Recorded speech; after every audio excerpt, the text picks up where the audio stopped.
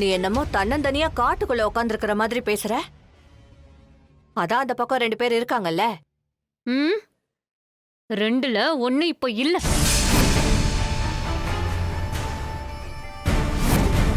இல்லையா? ம் என்னடி சொல்ற? ஆமா, யார் இல்ல? எங்க போனா?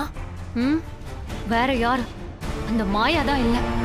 ஆ, அத உன்கிட்ட சொல்லணும் தான் இவ்ளோ நேரமா நான் காத்துட்டு இருக்கேன். அது எப்படி அவ போவா? போனா என்ன நடக்கும்னு அவளுக்கே தெரியுமே. ம் அப்ப பார்த்த நான் என்ன குருடா? அவ கிளம்பி வெளிய போறத நான் பார்த்தமா. சரி இரு இரு, நான் போய் பார்த்துட்டு வந்துடுறேன்.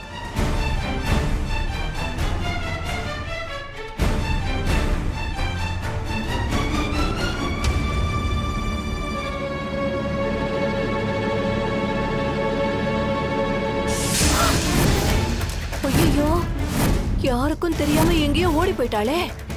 ஆளையே காணுமே.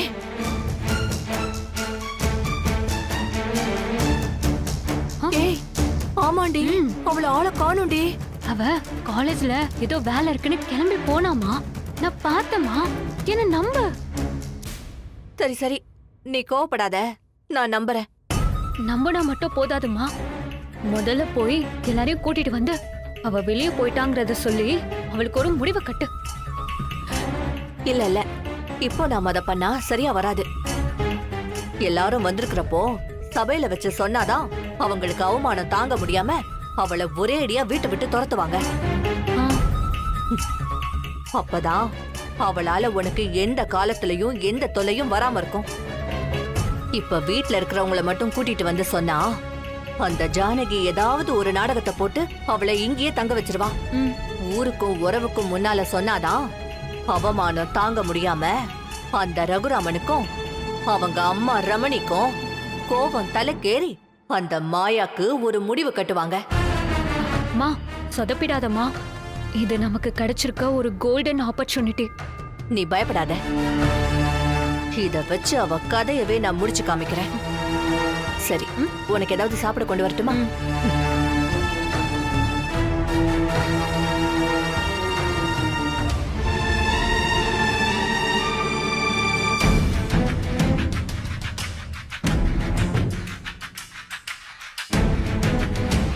கீர்த்தி, நீ இங்கே வெயிட் பண்ணு. இன்னைக்கு நீ தான் மேட்ச் ஆட போற. சார் நிஜமாவா சொல்றீங்க? ம் கோச் எதுவும் என்கிட்ட சொல்லலையே. சொல்லுவாரு, வெயிட் பண்ணு.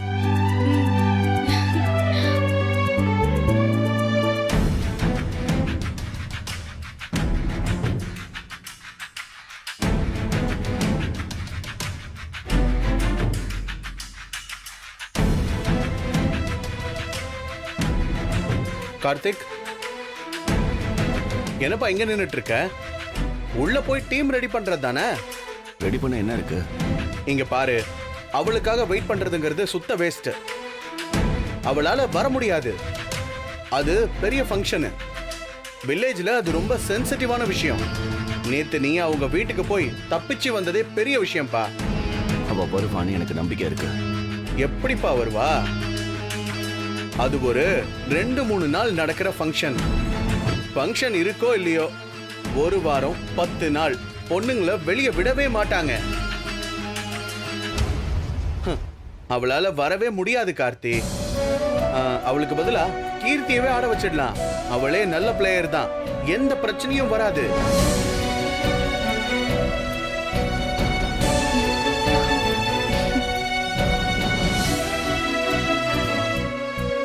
கண்டிப்பா தனலட்சுமி வருவா. மகளிர் இறகு பந்து போட்டிக்கான இறுதி சுற்று ஆட்டம் தற்பொழுது நடைபெற இருப்பதால் போட்டியாளர்கள் தங்களுடைய பெயர்களை பதிவு செய்யுமாறு மிக தாழ்மையுடன் கேட்டுக்கொள்கிறோம். கார்த்தி, சொன்னா கேளு. அனௌன்ஸ்மெண்ட் வேற பண்ணிட்டாங்க. அவளுக்கு வரணும்னு ஆசையே இருந்தாலும் அவளை வர விட மாட்டாங்க. அவ வரணும். அவளால தான் இந்த மேட்சை ஜெயிக்க முடியும். நிச்சயம் அவ வருவா. அவ கண்ணுல அந்த ஆசையை நான் பார்த்தேன்.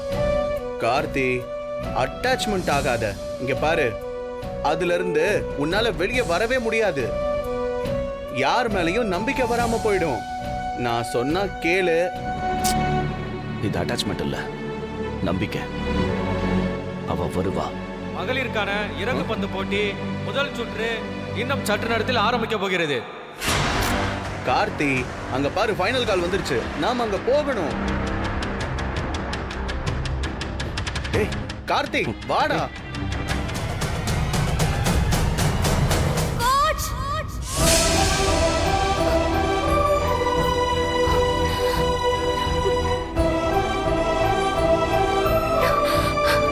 கோச், சாரி கோச், வர லேட் ஆயிடுச்சு. நீ வந்ததே போதும். போ, சீக்கிரம் போய் ஜெர்சியை போட்டுட்டு வா. மகளிருக்கான முதல் சுற்று போட்டியில் கலந்து கொள்ள பெயர் கொடுத்தவர்கள் தயார் நிலையில் இருக்குமாறு கேட்டுக்கொள்ளப்படுகிறது.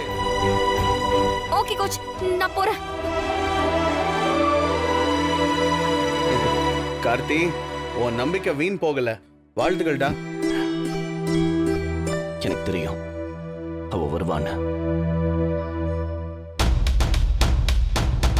டேய், கீர்த்திக்கிட்ட நான் பேசிக்கிறேன். ம்.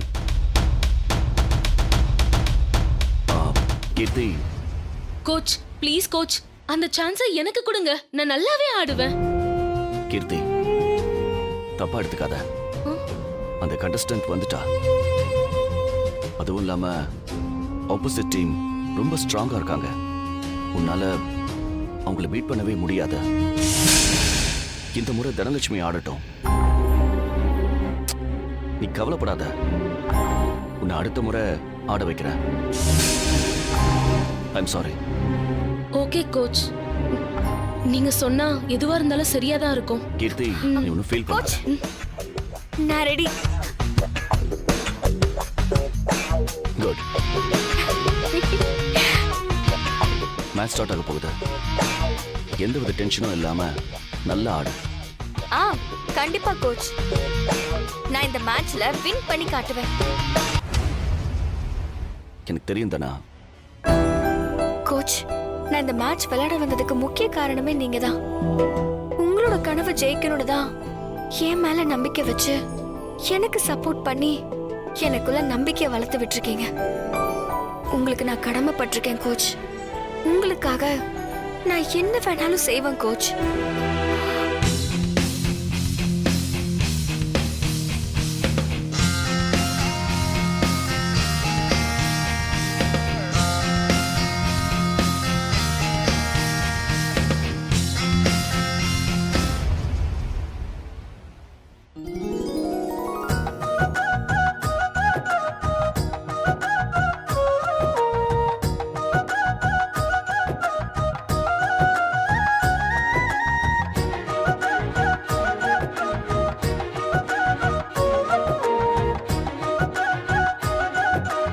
சடங்க அவ வயசுக்கு வந்தப்போ ஊர்ல வச்சு கழிக்கணும்னு நினைச்சேன்.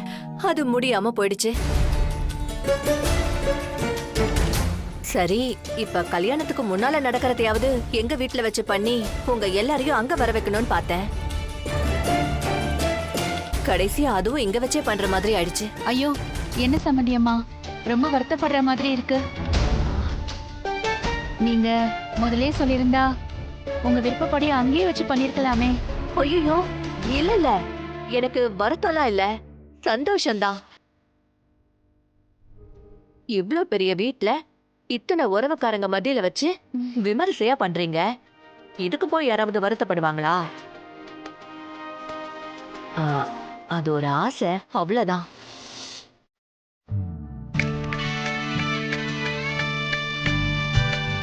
ஊர்ல எங்க வீட்டுல வச்சு பண்ணணும்னு எனக்கு ஒரு எண்ணம் இருந்தது. அது என்னமோ உண்மைதான்.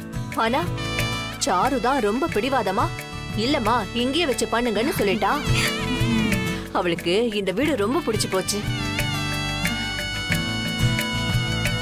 நீங்க கடைபிடிக்கிற ஆச்சாரம், ஆன்மீகம், பக்தி, சடங்கு, சம்பிரதாயம் எல்லாமே அவளுக்கு ரொம்ப பிடிச்சு போச்சு.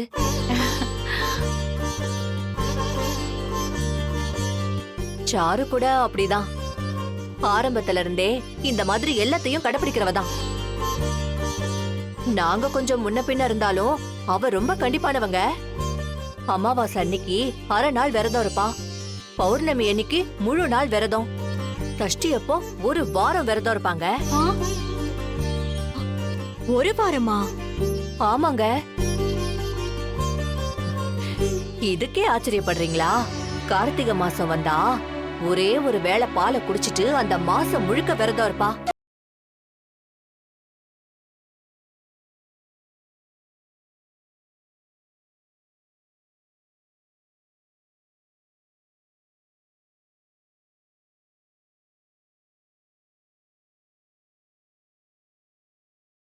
சம்பந்தத்தை கொடுத்து எங்க வயித்துல பாலை வாத்துட்டாரு. ஐயோ, ரொம்ப ஓவர் பில்டப்பா இருக்கு. இப்படி அள்ளி விடுறாங்களே, எதுக்கு இப்ப தேவையில்லாம இவ்வளவு விளம்பரம் பண்றாங்க? இப்ப கூட சடங்குல பாருங்க, வெறும் தரையில தான் படுத்திருக்கா. காலையில பச்சை தண்ணியில தான் குளிக்கணும்னு சொல்றா. ஆனா இந்த சடங்குல எனக்கு ஒரே ஒரு பயம் மட்டும்தான். என்ன பயம்? இல்ல, நாம ஒரே நேரத்துல 3 பேருக்கு சடங்கு பண்ணி தீட்டு கழிக்கிறோம். இதுல யாராவது ஒருத்தர் ஆச்சாரம் தவறனாலும் அது சாருவையும் பாதிக்குமேன்னுதான். அப்படிலாம் எதுவும் நடக்காது சம்பந்தியம்மா. எல்லாரும் கட்டுப்பாட்டோட தான் இருக்காங்க. ஆ, எனக்கு தனத்து மேலலாம் எந்த சந்தேகமும் இல்ல. அவ நீங்களும் உங்க மாமியாரும் வளர்த்த பொண்ணு. எனக்கு மாயாவை நினைச்சாதான் கொஞ்சம் கூட பொறுப்பே இல்லாம சாஸ்திர சம்பிரதாயத்தை மதிக்காம இருக்கா. அதுதான் என்னோட பயமே. இல்ல, அவளுக்கு நம்பிக்கை இருக்கு இல்லங்கிறது வேற விஷயம். நாம நம்புறோங்கிறதுக்காக அவ இதுக்கெல்லாம் ஒத்துக்கிட்டு நம்ம சொல்றதெல்லாம் கேட்டுக்கிட்டு உட்கார்ந்துருக்கா. அது சாஸ்திரத்து மேல இருக்கிற நம்பிக்கையை விட பெரிய விஷயமா தான் எனக்கு படுது. இல்லங்க, நான் அவ மேல குத்தம்லாம் சொல்லல. அவ இந்த மாதிரி சூழ்நிலையில வளரலன்னு தான் சொல்றேன். இப்பதானே இங்க வந்திருக்கா, போக போக அவ மாறிடுவா. ஒரு இடத்துல வளர்ந்த மரத்தை புடுங்கி வேற ஒரு இடத்துல வச்சா அது சோர்ந்து சுருங்கிடும். புது மண்ணை பிடிக்கிறதுக்கு கொஞ்சம் காலம் ஆகும். அதுக்கப்புறம் அது தானா மறுபடியும் துளுக்க ஆரம்பிச்சிடும். அந்த மாதிரி தான் இதுவும். ஆனா சாரு அப்படி இல்ல. அவ இந்த மண்ணோட பொண்ணு, அதோட உங்க பொண்ணு. உங்க குணம் அவளுக்கு 2 மடங்கா இருக்கு. நீங்க கொஞ்சம் பக்தினா அவ ரொம்ப பக்தி. நீங்க கொஞ்சம் சாஸ்திரம் பார்த்தா அவ ரொம்ப பாப்பா. சாருவுக்கும் மாயாவுக்கும் வளர்ந்த இடம் சூழ்நிலை எல்லாம் மாறுதுல்ல. விடுங்கக்கா, அவங்க மனசுக்கு தோணுதை எப்பவும் மறைக்காம சொல்லிடுவாங்க. மனசுக்குள்ள எதையுமே மறைச்சு வைக்க தெரியாது. அவ இதுக்கு முன்னால நடந்துகிட்டத வச்சு அவங்க அப்படி பேசுறாங்க. அதுல ஒண்ணும் தப்பு இல்லையே. அம்மா, சரியா சொன்னீங்க. அவளால இந்த சடங்குல எந்த கலங்கமும் வந்துடக்கூடாதுன்றதுக்காக தான் சொன்னனே தவிர அவ மேல குத்தம் சொல்றதுக்காக இல்ல. அவளால இதுக்கு எந்த கலங்கமும் வராதுங்கிறது என்னோட நம்பிக்கை. அவ உங்களோட நம்பிக்கையில உள்ள சாரு கூப்பிடுற மாதிரி இருக்கு, என்னன்னு போய் பாரு. சரிங்க, இருங்க போய் பாக்குறேன்.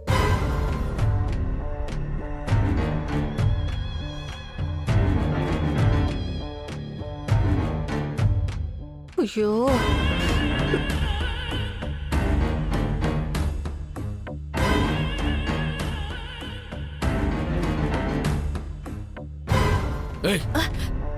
ஏங்க ஏங்க என்ன தடுத்தீங்க? அந்த மாயாவோட வண்டவளத்தை தண்டவளத்துல ஏத்திருப்பேன். அறிவு இருக்கடி உனக்கு? என்ன பேசிட்டு இருக்க? வேற என்னங்க பேசுறது? அந்த அம்மா என்னமோ மாயா அப்படி மாயா இப்படின்னு பேசிட்டு இருக்காங்க. அது மட்டும் பேசினா பரவாயில்ல.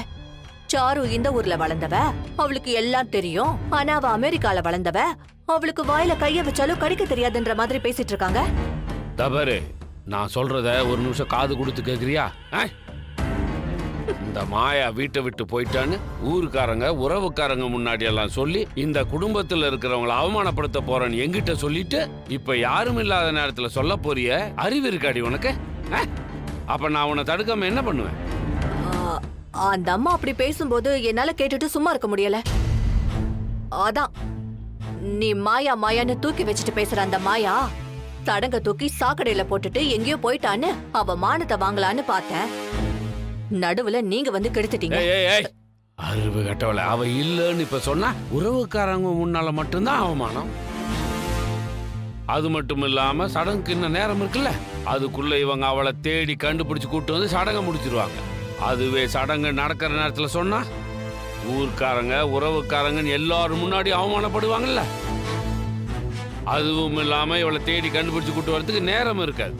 ஒரே கல்லுல 2 மாங்காய். அதுக்கு தான் நான் உன்னை தடுத்தேன்.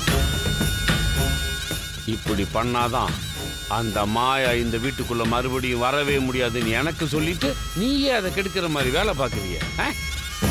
ஐயோ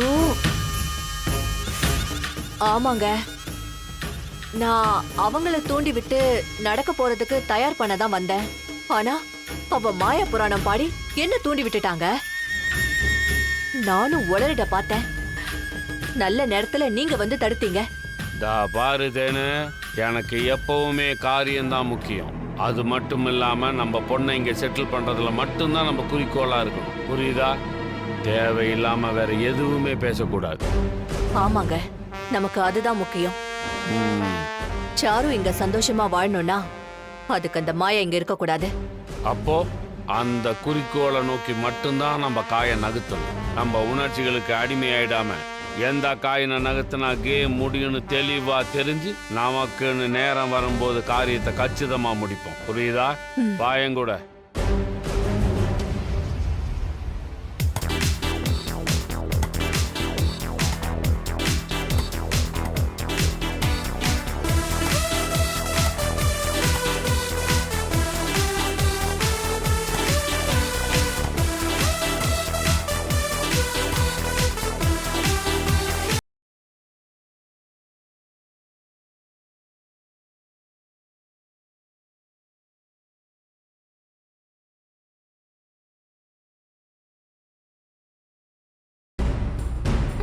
சூப்பர் தனா, என் நம்பிக்கையை காப்பாத்திட்ட.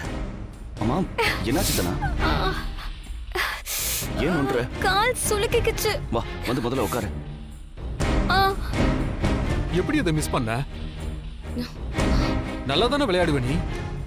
என்னாச்சு உனக்கு? இல்ல கோச், அவ நம்ம நினைச்சதை விட ரொம்ப திறமைசாலியா இருக்கா. அவ ரொம்ப டஃப் கொடுக்கறா. டேய் பேக் எடுத்துட்டு வா. அதான் உட்காருதனா.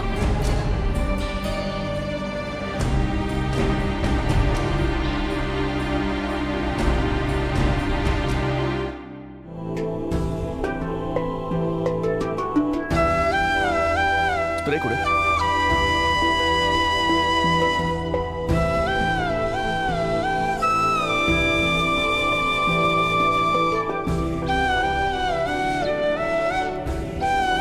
உனக்கு இப்போ ஓகேவான்னு பாரு. ஓகேவா? ஓகே கோச், இப்போ ஓகே. இப்போ பெட்டரா இருக்கு. ரொம்ப நல்ல விளையாடுனதனா.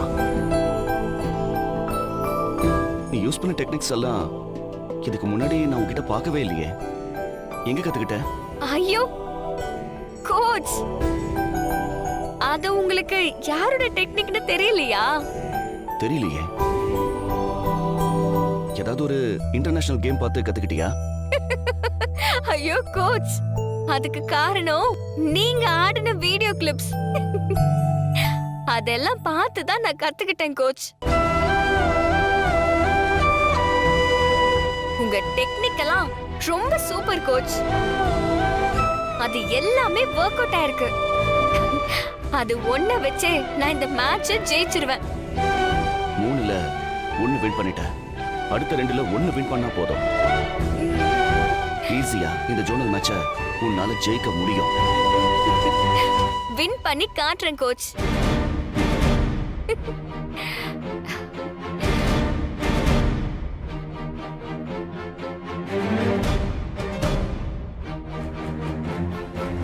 அங்க என்ன நடக்குதுன்னு தெரியலையே. விஷயம் தெரிஞ்சா மாயாவை எல்லாரும் சேர்ந்து ஒரு வழி பண்ணிடுவாங்க. கடவுளே. தனா எப்படியாச்சும் இந்த மேட்சை வின் பண்ணிடணும். தனா போலாமா? போலாம் கோச்.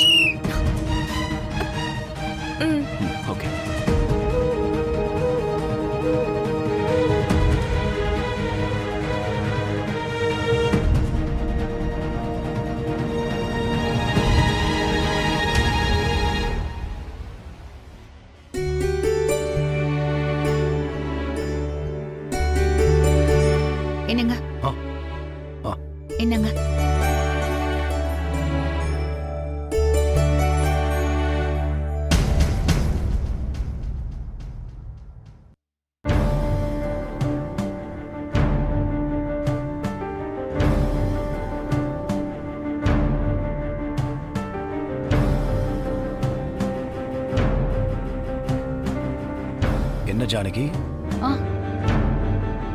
என்ன விஷயத்த மனசுக்குள்ள போட்டு இப்படி யோசிச்சுக்கிட்டு இருக்க? என்ன யோசனைன்னு கேட்டேன். ஆ, எதுவும் இல்லைங்க, எதுவும் இல்லை. எதுவும் இல்லையா? ம், அப்புறம் ஏன் காஃபில சர்க்கரை இல்லை? ஐயோ, எடுத்து வச்சேன், போட மறந்துட்டேன் போல இருக்கு. கொடுங்க, போட்டு எடுத்துட்டு வரேன். இரு இரு, வேற எதையோ எடுத்து மூளைக்குள்ள போட்டுட்டேன். அதான் காஃபில சர்க்கரை போட மறந்துட்டேன். ஆ, கொடுங்க, சக்கரை போட்டு எடுத்துட்டு வரேன். சர்க்கரை போடுறது இருக்கட்டும், ஏன் போட மறந்த அத சொல்லு. உன் யோசனை எல்லாம் எது மேல இருக்குன்னு எனக்கு தெரியும் ஜானகி.